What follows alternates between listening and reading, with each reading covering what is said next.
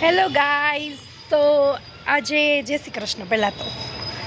અને આજે મને બહુ જ મન થયું કે આજે વાતાવરણ પણ સારું છે અને ક્લીન છે, એટલે મારે આજે ભેળ ખાવી છે. તો આજે અગાસી ઉપર હું આવી ગઈ છું ભેળ બનાવવા. જો તો ચાલો હવે આપણે ભેળ બનાવશું અને સાથે ખાશું. હાય, તો ચાલો આપણે લઈ લીધો છે ચેવડો અને આપણે આજે બનાવશું ફરાળી ભેળ. તો ચાલો હવે પહેલાં ટમેટાં સુધારવાના. જો તમને નાના નાના પીસ ગમતા હોય તો તમે નાના પીસ સુધારજો. મને તો મોટા મોટા ભાવે, કેમ કે ચેવડામાં માંડવીના દાણા આવે, મને એ ના ભાવે, એટલે હું મોટા મોટા પીસ સુધારું. અને અત્યારે તો વાતાવરણ બહુ જ સરસ છે. આજે બધાએ બહુ જ રાહ જોઈ કે વરસાદ આવે, પણ આજે વરસાદ આવ્યો નહીં. નતર આજે વરસાદ આવોત તો આપણે કંઈક નવીન જ બનાવોત. અને ખૂબ જ સારો એવો રિસ્પોન્સ મળ્યો તો નારિયેળની ચટણીમાં ઢોસા સાથે.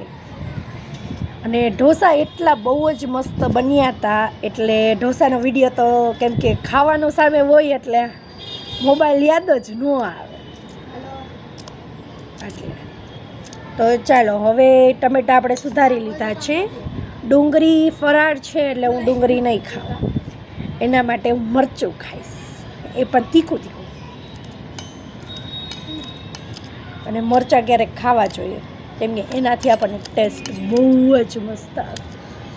એ વાત અલગ છે કે તીખા હે, ફૂલ તીખા. હવે હું એની અંદર ચેવડો એડ કરીશ.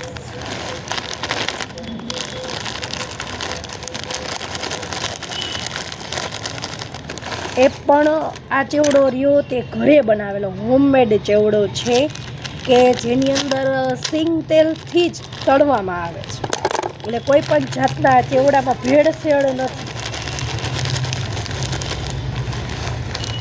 હવે એની ઉપર લાલ મરચું એડ કરીશ. જોવું, કેમ કે આપણે ફૂલ તીખી અને સ્પાઈસી ભાવે, એટલે મીઠું સ્વાદ અનુસાર. અને મને થોડુંક ચડિયાતું ભાવે છે, ખારું ખારું. હવે આપણે લીંબુ નાખશું જેથી થોડોક ખાટો મીઠો સ્વાદ આવે. જુઓ, અને આ લીંબુ અમારા ગામડાના છે. આની પહેલાં મેં એક વિડીયો બનાવ્યો હતો, ત્યારે મેં મૂકેલ હતું કે અમારા ગામડામાં જે અમે પ્લોટે ગયા હતા ને ત્યાં લીંબોળી તમને બતાવી.